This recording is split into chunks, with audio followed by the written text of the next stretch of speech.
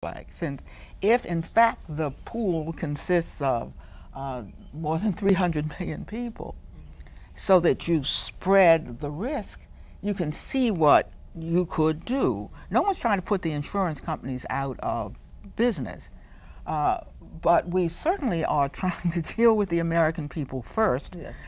Even President Obama is essentially buying into the system we have and trying to make it work. Finally, let me just say this. We are witnessing, as I speak, a structural change in the American standard of living. This is not a cyclical moment in our history. This is going to change everything. We will never come back to where we were because we were living off of our own credit cards. We do not make anything. We were living off of make-believe money. We are not going to do that anymore, and who is going to be caught in that vise first and foremost? You heard our owner say the most important or the largest cost is health care, and essentially the figures we have heard here say this: small businesses do not provide health care because they can't afford it. But that's the long and short. But you know, I want to pick up on what Eleanor said. If there is any silver lining, I mean, I don't even like that phrase, to the economic situation we're in now, it is precisely because it is not your typical slump. It is precisely because it demands structural change in a way never seen before. When was the last time you had the government owning parts of companies, major financial institutions? Yes. And you know, I hope it doesn't come to pass, but insurance companies are financial services companies, and they're not exempt from what is happening right now. So that government does have, is probably positioned better now than at any other time to create that change in terms of not only how our economy should be, you know, governed, if you will. Whoever looked at executive compensation except for now, when it's our money that's paying some of those, you know, CEO salaries. So we're in a position to be able to address healthcare in a way that we hadn't been able to before. So when you have a president with a bully pulpit of the presidency saying, we do it now and we do it forever, I think the American public is ready in a way that we've never been ready before. So that's the part that makes me feel hopeful, that we can address this horrible issue of, and it shouldn't be horrible, of healthcare, especially in a population that's aging rapidly. All right, and with that we will open it up to questions from the audience.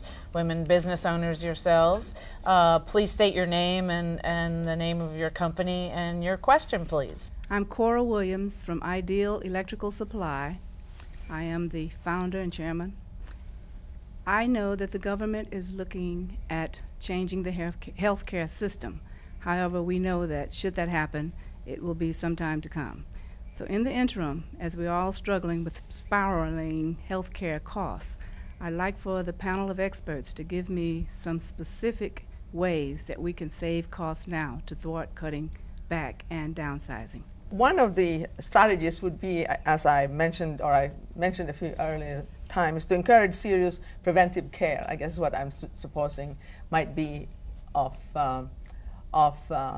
importance for your employees and the families of your employees. Then you would get a better insurance deal by reason of expected lower incidence of sickness.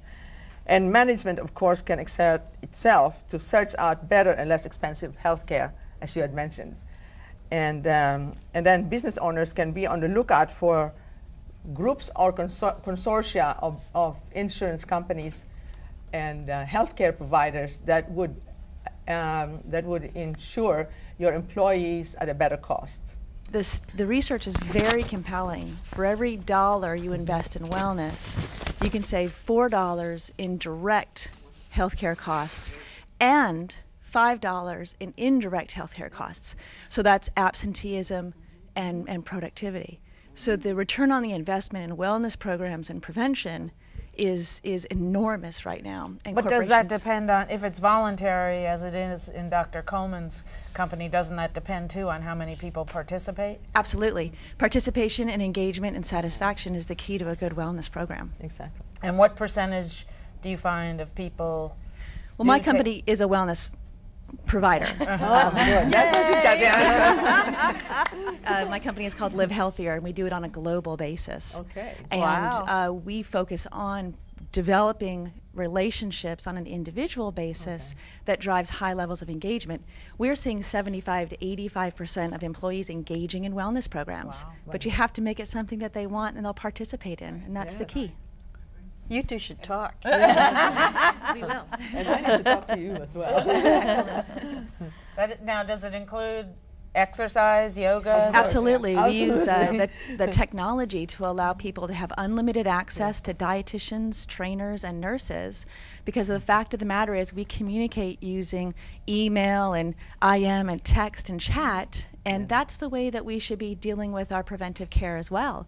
So you may not take the time to go and see a dietitian, but you might email with one back and forth, and they may be able to help you accomplish a health goal. Okay. One of the things that we did along those lines was, and this is where our broker was very helpful, we organized a wellness fair for our company, and with the help of the broker and our HR consultant, we were able to identify a dietitian, an exercise therapist, massage therapist, you know, just different people who we brought together. We converted our conference room and little stations, and we actually also invited some other companies that were in our building.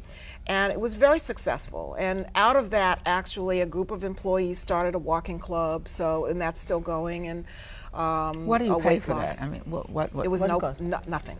It was nothing. It cost us zero, except the time to pull it together. Thanks for joining us for Healthcare for All. We hope this sheds some light on how small business owners can provide healthcare and remain competitive. A quick thanks to both the panelists, WHUT-TV, and the audience for their insights today. Thank you once again to Walmart for allowing us to put this event on.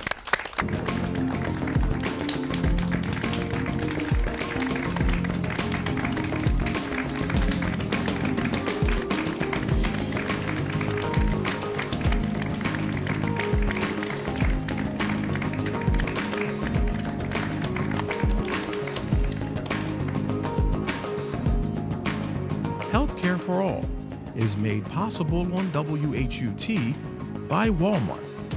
Walmart. Save money, live better.